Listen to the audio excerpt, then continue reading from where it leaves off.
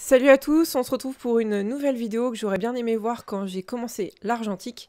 Il s'agit d'une vidéo assez simple où je vous montre tout ce que j'utilise finalement pour faire du développement argentique noir et blanc.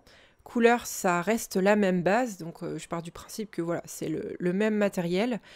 Voilà, donc j'espère que ça vous plaira. N'hésitez pas à dire en commentaire si vous utilisez d'autres choses. Ça pourrait tout simplement compléter ou donner des idées pour certains. Donc cette vidéo, elle va surtout parler aux personnes qui souhaitent enfin se lancer. Car moi, je me souviens quand j'avais commencé à faire ma petite liste d'achats pour me lancer, j'avais cherché à droite à gauche et à chaque fois j'ai rajouté quelque chose au bout de ma liste.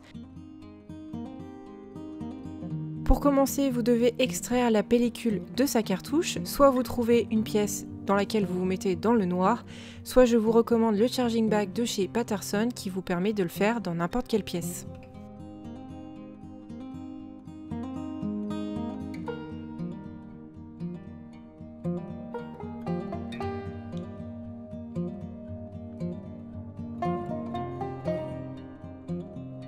Et moi j'utilise la cuve toujours de la marque Patterson, accompagnée de ces deux spires que vous pouvez mettre au format 35 mm ou au format 120.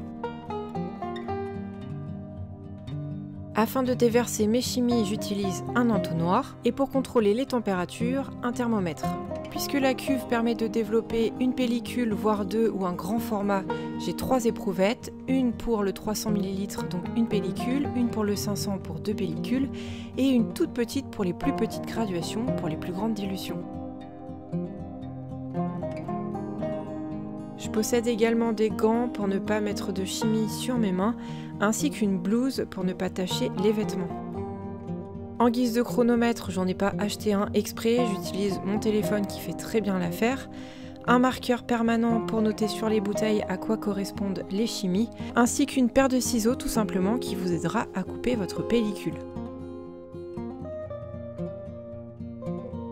Pour ne pas acheter des pinces exprès, j'utilise des pinces à linge pour faire sécher ma pellicule, 2 en haut et 2 en bas. D'ailleurs, je préfère celles en bois plutôt que celles en plastique, car elles tiennent davantage les pellicules.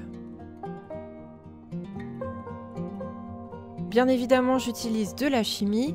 En révélateur, j'utilise le grand classique Kodak D76. En bain d'arrêt, je n'achète pas d'acide acétique, j'utilise du vinaigre blanc qui est très efficace. Et enfin, en fixateur, le Téténal Superfix.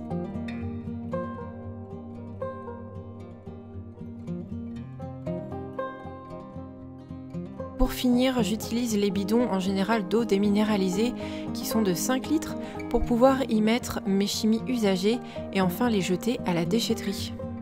Lorsque ma pellicule est entre guillemets coincée dans sa cartouche et qu'il n'y a plus l'amorce, je n'utilise pas de décapsuleur, je l'ouvre tout simplement.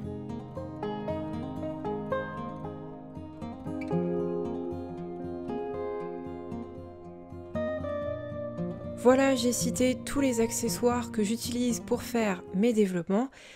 Sachez qu'au début j'utilisais de l'eau déminéralisée, mais c'est plus trop le cas, puisque j'utilise souvent de l'eau du robinet, qui est tout à fait correcte pour mes développements. Alors parfois il y a du calcaire, mais ça reste tout à fait maîtrisable. Et ensuite, pensez bien à nettoyer vos éviers si vous utilisez comme moi la cuisine. Ça reste des résidus de chimie et ce serait vraiment dommage qu'il en reste dans l'évier. Voilà, c'est tout pour cette vidéo. J'espère que ça vous a plu. N'hésitez pas à compléter en tout cas en commentaire.